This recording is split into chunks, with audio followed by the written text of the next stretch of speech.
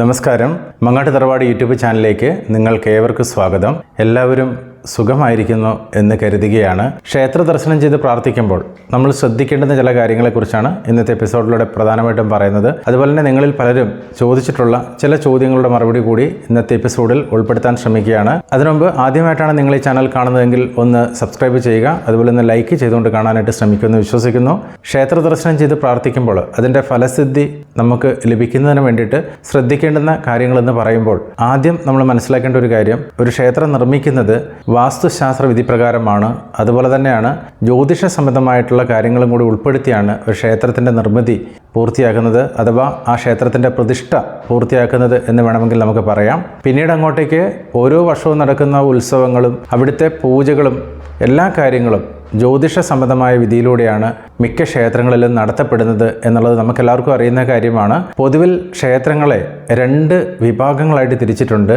അതിലൊന്ന് ഉഗ്ര ദേവീ ദേവക്ഷേത്രം എന്നും രണ്ട് ശാന്ത ദേവീ ദേവക്ഷേത്രം എന്ന് പറയപ്പെടുന്ന രണ്ട് വിഭാഗമായിട്ടാണ് തിരിച്ചിരിക്കുന്നത്. അതിൽ ഉഗ്ര ദേവീ ദേവന്മാരിൽ വരുന്ന ഒരുപാട് ദേവതകളുണ്ട്. അതിലേറ്റവും പ്രാധാന്യം എന്ന് പറയുന്നത് മഹാദേവ ക്ഷേത്രത്തിനാണ്. ദേവീ ക്ഷേത്രത്തെ സങ്കല്പിക്കുമ്പോൾ ഭദ്രകാളി ക്ഷേത്രവും ഉഗ്രദേവത ക്ഷേത്രമാണ്. അതുപോലെ നരസിംഹമൂർത്തി അങ്ങനെ തുടങ്ങി ഒരുപാട് ദേവതകൾ ഉഗ്രദേവത പട്ടികയിൽ വരുന്നതാണ്. ഇത്തരം ക്ഷേത്രങ്ങളിൽ നമ്മൾ ദർശനം നടത്തുമ്പോൾ വളരെ പ്രധാനപ്പെട്ട ചില കാര്യങ്ങൾ നമ്മൾ മനസ്സിലാക്കിയിരിക്കണം. അപ്രകാരം പ്രാർത്ഥനകളിലും നമ്മൾ ചെയ്യുന്ന കർമ്മങ്ങളിലുമെല്ലാം കൃത്യത വരുമ്പോഴാണ് അവിടെ ദർശനം നടത്തുന്നത് കൊണ്ടുള്ള ഗുണങ്ങൾ നമുക്ക് ലഭിക്കുക. ഇന്നത്തെ എപ്പിസോഡിലൂടെ ഇത് പൂർണ്ണമായും പറയാൻ സാധിക്കുമോ എന്നറിയില്ല. എങ്കിൽ പോലും ഒന്ന് രണ്ട് ചെറിയ കാര്യങ്ങൾ ഇതിലൂടെ സൂചിപ്പിക്കാൻ ശ്രമിക്കുകയാണ്. ഹൈന്ദവ വിശ്വാസപ്രകാരം നമ്മൾ ക്ഷേത്ര ദർശനം ചെയ്യുമ്പോൾ കുളിച്ച് വളരെ ശുദ്ധിയോടുകൂടി വേണം ക്ഷേത്ര ദർശനം ചെയ്യാൻ എന്ന് പറയാറുണ്ട്. പ്രത്യേകിച്ച് ഭക്ഷണകാര്യങ്ങളിലും വസ്ത്രങ്ങളിലുമെല്ലാം പ്രത്യേകം ശ്രദ്ധിക്കേണ്ടതുണ്ട് എന്ന് മാത്രമല്ല, പുലവാലായ്മയുള്ള സമയത്ത് ക്ഷേത്ര ദർശനം പാടില്ല എന്നും അതോടൊപ്പം തന്നെ ശാരീരിക ശുദ്ധിയേക്കാൾ ഉപരിയായിട്ട് മാനസിക ശുദ്ധിയോടുകൂടി വേണം നമ്മൾ ക്ഷേത്രത്തിൽ പ്രവേശിക്കാൻ എന്നുമാണ് പറയാറുള്ളത്.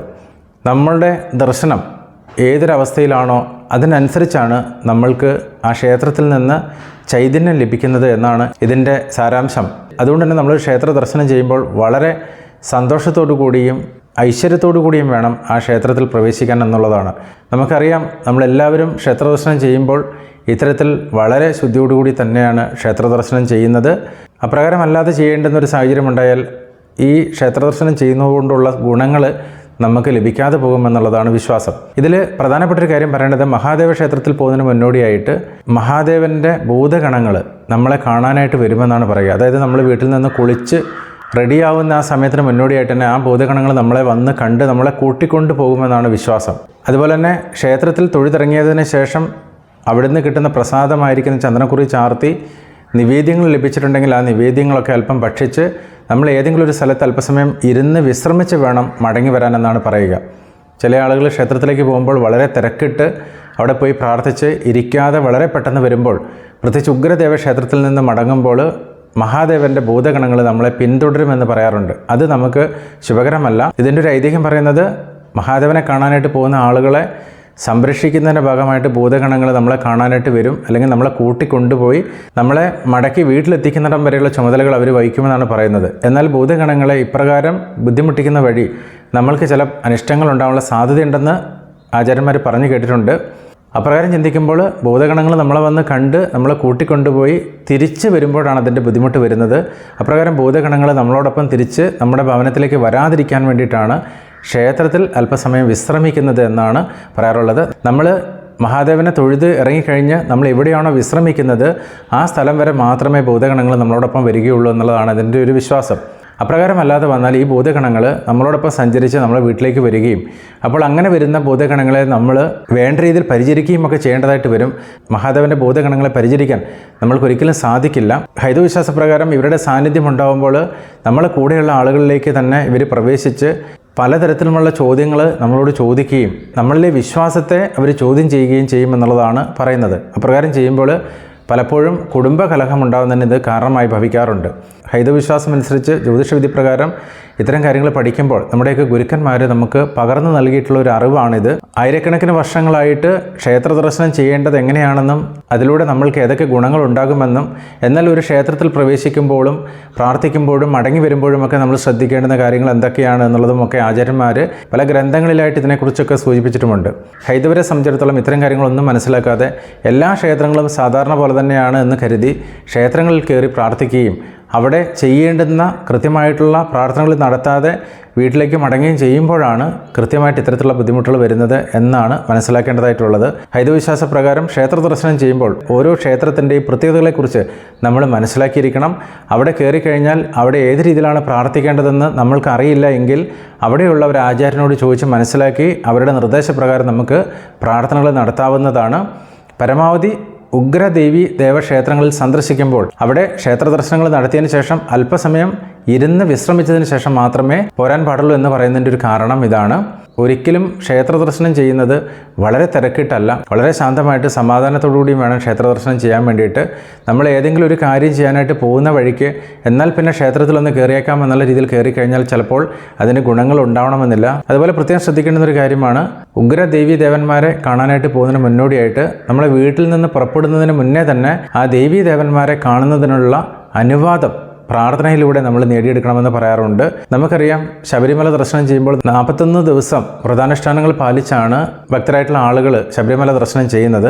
അപ്പോൾ ഇത്തരത്തിലുള്ള വ്രതാനുഷ്ഠാനങ്ങൾ പാലിക്കുന്നതിലൂടെ ഒരു വ്യക്തിയിലെ തിന്മകളെ കൈവിടിഞ്ഞ് നന്മകൾ സ്വയം ആർജിച്ചെടുക്കുന്നൊരു സമയമായിട്ട് ഈ കാലയളവിനെ കാണാം. ഇത് പറയുമ്പോൾ നമ്മൾ മനസ്സിലാക്കേണ്ടത്, ഒരു ക്ഷേത്ര ദർശനം ചെയ്യുന്ന സമയത്ത് തിന്മകളെല്ലാം കൈവിടിഞ്ഞ് വളരെ നന്മയുള്ളൊരു മനുഷ്യനായിട്ട് വേണം നമ്മൾ ക്ഷേത്രത്തിൽ പ്രവേശിക്കാൻ. ഇത് പലപ്പോഴും ആളുകൾ ക്ഷേത്രത്തിൽ പോകുന്നത് പല ആളുകളോടും മനസ്സിൽ ശത്രുത വെച്ചുകൊണ്ടും അതുപോലെ തന്നെ പലതരത്തിലുമുള്ള നെഗറ്റീവായിട്ടുള്ള കാര്യങ്ങൾ പ്രാർത്ഥിച്ചുകൊണ്ടുമൊക്കെയാണ്. അത്തരത്തിലുള്ള പ്രാർത്ഥനകൾക്കൊന്നും തന്നെ ക്ഷേത്രത്തിൽ വേണ്ടത്ര ഫലസിദ്ധി ലഭിക്കില്ല എന്നുള്ളതാണ് പൊതുവിൽ ഗുരുക്കന്മാർ പറഞ്ഞു കേട്ടിട്ടുള്ളത്. അതുകൊണ്ട് തന്നെ നമ്മളൊരു ക്ഷേത്രത്തിലേക്ക് പോകുമ്പോൾ മനഃശുദ്ധിയോടുകൂടി ആരോടും തന്നെ വിദ്വേഷമോ വൈരാഗ്യമോ ഇല്ലാതെ പരമാവധി ശാരീരിക ശുദ്ധിയോടുകൂടിയും മാനസിക ശുദ്ധിയോടുകൂടിയും ക്ഷേത്ര ദർശനം ചെയ്യാൻ വേണ്ടിയിട്ട് ഓരോരുത്തരും ശ്രമിക്കേണ്ടതാണ്. അപ്രകാരം ചെയ്യുമ്പോഴാണ് നമ്മുടെ ജീവിതത്തിൽ ഒരുപാട് നല്ല കാര്യങ്ങൾ ഭാവിയിലേക്ക് വരാനുള്ള സാധ്യതയെന്ന് പ്രത്യേകം ഓർക്കേണ്ടതാണ്. ഇനി വളരെ പ്രധാനപ്പെട്ട ഒരു കാര്യം കൂടി ഇതിലൂടെ പറയാൻ ആഗ്രഹിക്കുന്നത്, ഒരുപാട് ആളുകൾ ചോദിച്ചിട്ടുള്ളൊരു ചോദ്യമാണ്, ഹൈന്ദവവിശ്വാസ പ്രകാരമുള്ള പൂജാതി കർമ്മങ്ങൾക്ക് ഒരുപാട് പണം ചെലവഴിക്കേണ്ടി വരുന്നു, അതെന്തുകൊണ്ടാണ് എന്നുള്ളത്.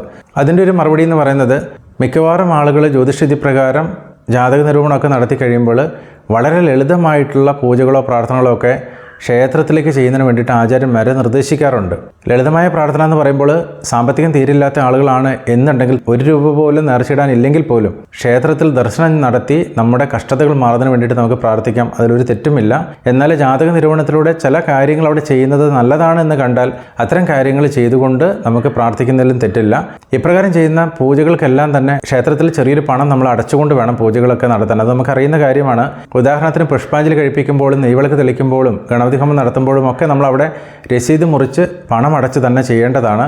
പക്ഷേ ഇതിലൊരു പ്രത്യേകത എന്ന് പറയുന്നത്, ക്ഷേത്രത്തിൽ ആയിരക്കണക്കിന് ആളുകൾക്ക് വേണ്ടിയിട്ട് അല്ലെങ്കിൽ ആ ദേവന് വേണ്ടിയിട്ട് പൊതുവായി നടത്തുന്ന ഒരു പൂജയിൽ നമ്മൾ പങ്കാളിയാകുക മാത്രമാണ് ചെയ്യുന്നത്. അപ്രകാരം ചെയ്യുമ്പോൾ വളരെ തുച്ഛമായൊരു പൈസ നമുക്ക് ക്ഷേത്രത്തിൽ അടച്ചാൽ പോലും അവിടെ ഗണപതി ഹോമത്തിൻ്റെ ഒരു ഭാഗമാവാൻ നമുക്ക് കഴിയും. പക്ഷേ ഇത്തരം ഒരു പൂജ നമ്മൾ സ്വന്തം ആവശ്യങ്ങൾക്ക് വേണ്ടിയിട്ട് സ്വഗ്രഹത്തിലോ അല്ലെങ്കിൽ മറ്റ് ആചാര്യന്മാരെ കൊണ്ട് ചെയ്യിക്കുമ്പോൾ അത്രയും നിവേദ്യങ്ങളും കാര്യങ്ങളും എല്ലാം നമ്മൾ പണം മുടക്കി വാങ്ങി ആ രീതിയിൽ ചെയ്യുമ്പോൾ ഇതിന് വലിയൊരു ധനം നമുക്ക് ചെലവഴിക്കേണ്ടി വരും. അതുകൊണ്ടാണ് സ്വന്തമായിട്ടുള്ള പൂജകളോ പ്രാർത്ഥനകളോ ഒക്കെ ഒരു വ്യക്തിക്ക് വേണ്ടി ചെയ്യുമ്പോൾ ഇങ്ങനെ വലിയ ധനം നമുക്ക് മുടക്കേണ്ടതായിട്ട് വരുന്നത്. അപ്രകാരം പറയുമ്പോൾ നമ്മൾ ശ്രദ്ധിക്കേണ്ട ഒരു കാര്യം, ധനം ഒട്ടുമില്ലാത്ത ആളുകൾക്ക് ക്ഷേത്ര ദർശനം ചെയ്തിട്ട് ആ രീതിയിൽ പ്രാർത്ഥിക്കാനുള്ള അവസരം ക്ഷേത്രത്തിലുണ്ട്.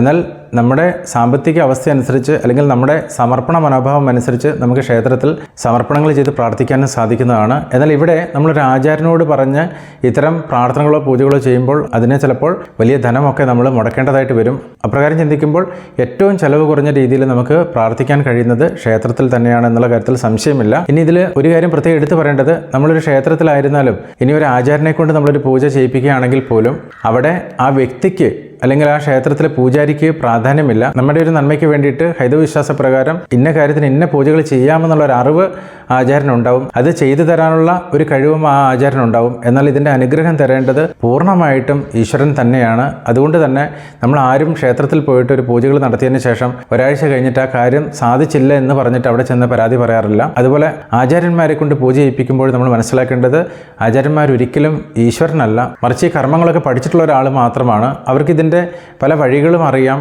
ഓരോ മോശാവസ്ഥയിൽ നിന്ന് നല്ലതിലേക്ക് എത്താൻ വേണ്ടിയിട്ട് ഏതൊക്കെ കർമ്മങ്ങളാണ് ചെയ്യേണ്ടതെന്നുള്ളത് അവർ കൃത്യമായി പഠിച്ചിട്ടുണ്ട്. അപ്പോൾ അത്തരം ആളുകൾക്ക് ഈ പ്രാർത്ഥനകളൊക്കെ ചെയ്യാൻ കഴിയും. പക്ഷേ ഇത്തരം കാര്യങ്ങൾ ചെയ്താലും അതിൻ്റെ ഫലസിദ്ധി തരേണ്ടത് ഈശ്വരനാണ് എന്നുള്ളത് കൊണ്ട് തന്നെ ഇത്തരം കാര്യങ്ങളൊക്കെ ചെയ്യുമ്പോൾ ഈശ്വര സമർപ്പണത്തിലൂടെ മാത്രമേ നമ്മൾ ഇത്തരം കർമ്മങ്ങൾ ചെയ്യാൻ പാടുള്ളൂ. അഥവാ അത് ചെയ്യാൻ നമുക്ക് സന്തോഷമാണ് എന്നുള്ള രീതിയിൽ നമുക്ക് ചെയ്യാം, അതിൽ തെറ്റില്ല. അതിന് ഫലസിദ്ധി ഉണ്ടാകും എന്നുള്ള പൂർണ്ണ വിശ്വാസത്തോടെ നമ്മളിത് ചെയ്താലും ചില കാര്യങ്ങൾക്ക് ഫലസിദ്ധി ലഭിക്കണമെന്നുമില്ല. അതിന് മറ്റെന്തെങ്കിലുമൊക്കെ കാരണങ്ങളുണ്ടാവും. പക്ഷേ എങ്കിൽ പോലും നമ്മുടെ ജീവിതത്തിലെ നേട്ടങ്ങൾ കൈവരിക്കുന്നതിന് വേണ്ടിയിട്ട്, നമുക്ക് ജീവിതത്തിൽ വളരെ സന്തോഷമുണ്ടാകുന്നതിന് വേണ്ടിയിട്ട്, നമ്മുടെ ചില കഷ്ടതകൾ മാറുന്നതിന് വേണ്ടിയിട്ട് നമ്മുടെ ഹൈന്ദവവിശ്വാസ പ്രകാരം നമ്മൾ ഇത്തരം പൂജകളും വഴിപാടുകളും ഒക്കെ ചെയ്യാറുണ്ട്. ഇതൊക്കെ ഓരോരുത്തരുടെയും വിശ്വാസത്തെയും അവരുടെ സാമ്പത്തിക അവസ്ഥയെയും സാഹചര്യങ്ങളെയും അനുസരിച്ച് മാത്രമാണ് ചെയ്യേണ്ടത്. അപ്പോൾ ഒരുപാട് ആളുകൾ ഇത്തരം സംശയങ്ങളുമായിട്ട് ബന്ധപ്പെട്ട് ചോദിച്ചിട്ടുണ്ടായിരുന്നു. ഇപ്പോൾ നിങ്ങൾക്ക് ആ സംശയങ്ങളൊക്കെ മാറിക്കാണുമെന്ന് വിചാരിക്കുകയാണ്. അപ്പോൾ ഇനിയെങ്കിലും നമ്മൾ ഓരോ ക്ഷേത്രത്തിലേക്ക് ദർശനത്തിനായിട്ട് പോകുമ്പോഴും ആ ക്ഷേത്രത്തിൻ്റെ ആചാരങ്ങളും അനുഷ്ഠാനങ്ങളും അവിടുത്തെ പ്രത്യേകതകളും ഒക്കെ മനസ്സിലാക്കിയിട്ട് പോകുകയും അതിനനുസരിച്ചിട്ട് അവിടെ പ്രാർത്ഥിക്കുകയും മടങ്ങി വരികയും ഒക്കെ ചെയ്താൽ തീർച്ചയായിട്ടും ആ ദർശനത്തിലൂടെ നിങ്ങൾക്ക് ഈശ്വരൻ്റെ ഒരു അനുഗ്രഹവും സൗഭാഗ്യങ്ങളും ഒക്കെ ഉണ്ടാകാനുള്ള സാധ്യത വളരെ കൂടുതലാണ്. ഇതിനിടയ്ക്ക് ഒരു കാര്യം കൂടി നിങ്ങളോട് ഓർമ്മിപ്പിക്കാൻ ആഗ്രഹിക്കുകയാണ്. മെയ് മാസം 25-ാം തീയതി കണ്ണൂർ ജില്ലയിൽ വെച്ച് ജ്യോതിഷപരമായ വാസ്തുപരമായ കാര്യങ്ങൾക്ക് വേണ്ടിയിട്ട് നിങ്ങൾക്ക് എന്നെ നേരിട്ട് കാണാനായിട്ട് സാധിക്കും. അത്തരത്തിൽ നേരിൽ കാണാൻ ആഗ്രഹിക്കുന്ന ആളുകൾക്ക് ഈ സ്ക്രീനിൽ കാണുന്ന നമ്പറിലേക്ക് വിളിച്ച് ബുക്ക് ചെയ്യാവുന്നതാണ്. എല്ലാവർക്കും ശുഭദിനം ആശംസിക്കുന്നു. എൻ്റെ എളിയ വാക്കുകൾ ശ്രവിച്ചതിന് ഒരുപാട് നന്ദി. നമസ്കാരം.